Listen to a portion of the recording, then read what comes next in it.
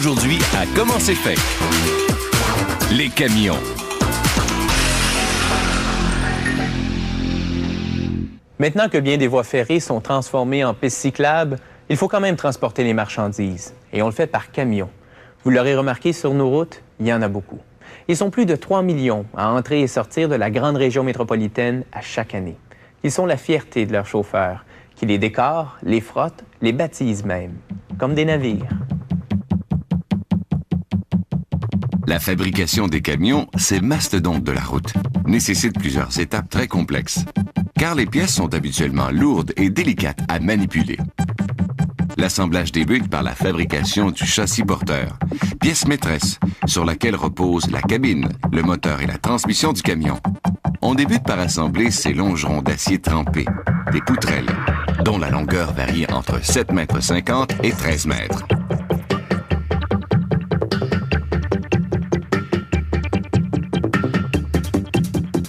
Le châssis est fabriqué comme un gigantesque jeu de mécano. Les longerons sont solidement fixés ensemble avec des écrous et des boulons serrés à l'aide de puissants outils pneumatiques.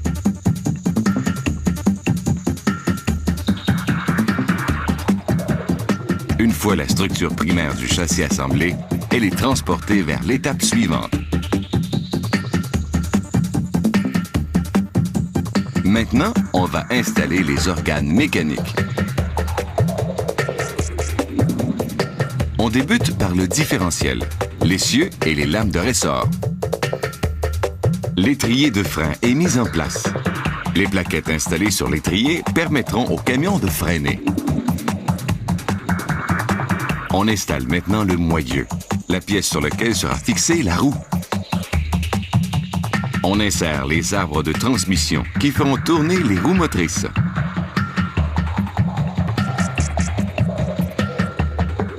On termine l'assemblage des roues arrière par le montage du lourd tambour de frein, fabriqué en fonte. Pour faciliter le montage, tout a été assemblé à l'envers. Avec ce pont roulant capable de soulever une charge de 12 000 kg, on bascule la pièce à l'endroit. Étape suivante, le groupe motopropulseur. La transmission est boulonnée au moteur, vu ici en jaune. Le groupe motopropulseur, soit le moteur, l'embrayage et la transmission, est installé à l'avant du châssis du camion. Un camion possède entre 6 et 10 roues d'un diamètre de 22 pouces. L'ensemble pneus et jantes pèse environ 55 kg. À cause du poids élevé, les roues sont placées à l'aide de cet outil puissant. Cette boulonneuse permet de serrer tous les écrous d'une roue en même temps. La partie mécanique est terminée. On va maintenant passer à l'assemblage de la cabine. Cela débute par la peinture. Puis, la cabine est basculée vers l'avant pour faciliter l'installation des diverses composantes. Cet employé fixe sur le toit le support d'avertisseur, qu'on appelle aussi une flûte.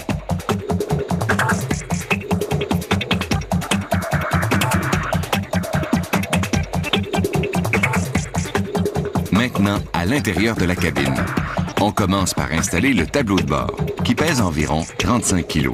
Par la suite, on branchera tous les fils, la colonne de direction, le levier de vitesse et les pédales.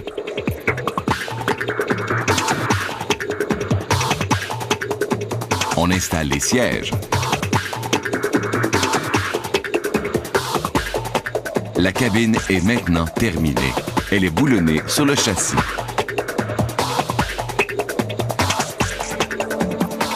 C'est au tour du capot moteur. On complète par les phares, les tuyaux d'échappement et les garde-boue. Voilà, le camion est presque prêt à prendre la route. On le fait démarrer et on vérifie si tout fonctionne parfaitement bien. Il est maintenant prêt à être livré au client.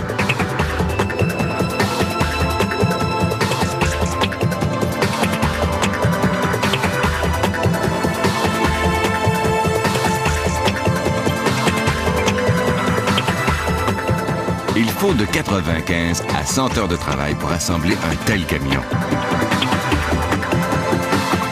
Malgré leur poids de 5000 kg, ces camions peuvent filer à une vitesse maximale de 120 km/h et sont capables de remorquer une charge de 20 tonnes.